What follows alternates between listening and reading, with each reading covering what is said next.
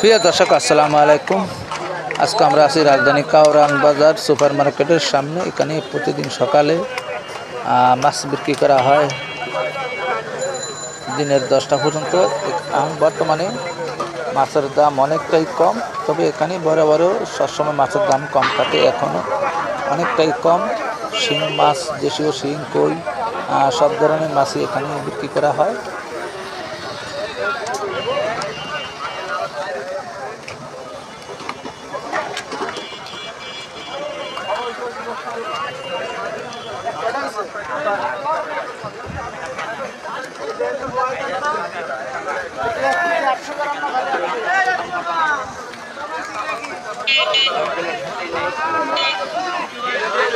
কাকা